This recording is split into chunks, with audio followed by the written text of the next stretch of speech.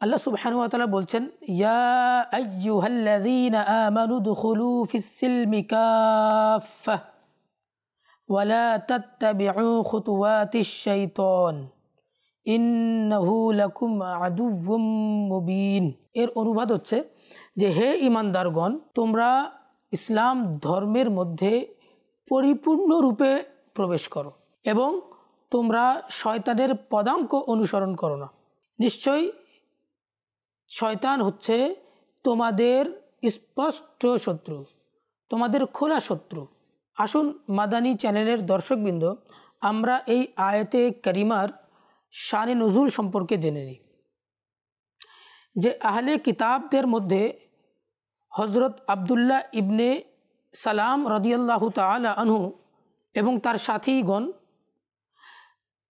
রাসূলুল্লাহ সাল্লাল্লাহু তাআলা আলাইহি ওয়াসাল্লামের উপর ঈমান এনেছিলেন। কখন? তারা রাসূলুল্লাহ সাল্লাল্লাহু তাআলা আলাইহি ওয়াসাল্লামের প্রতি ঈমান এনেছিলেন, আর আনার পরেও হজরত মুসা আলাইহিসসালামের শরীয়তের কিছু আহকামের উপর তারা অটল ছিলেন, সেটার উপর আমল করতেন। সেগুলো কি? যে শনিবারের দিন তারা শনিবারকে তাজিম করতেন, সম্মান প্রদর্শন করতেন, আর সেদিন শিকার করা থেকে তারা আবশ্যিকভাবে তারা বাঁচার চেষ্টা করতেন। আর দ্বিতীয়ত, মুসা আলাইহিসসালামের যুগে উট খাওয়া এবং উটের দুধ খাওয়া হারাম ছিল। তো তারা কি করতেন?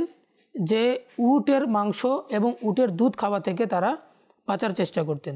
তারা মনে করতেন যে যেহেতু ইসলামের মধ্যে উটের মাংস খাওয়া জায়েজ এবং উটের দুধ খাওয়া জায়েজ, তো সেজন্য তারা কি করতেন? এবারে যেহেতু জায়েজ, তো তারা বাঁচার চেষ্টা করতেন।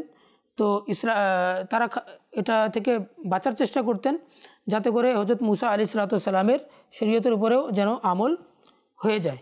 আর যেহেতু এটা জায়েজ, মুবাহ, না করলে গুনাহ নেই, এজন্য তারা খাওয়া থেকে বাঁচার চেষ্টা করতেন। তো এভাবে কিছু কিছু মাসআলার ক্ষেত্রে তারা মুসা আলাইহিসসালামের শরীয়তের উপর আমল করত। এই জন্য এই আয়াতে কারিমা নাজিল হলো। আর আল্লাহ সুবহানাহু ওয়া তাআলা ইরশাদ করলেন যে তোমরা, হে ঈমানদারগণ, তোমরা ইসলামের মধ্যে পরিপূর্ণরূপে প্রবেশ করো।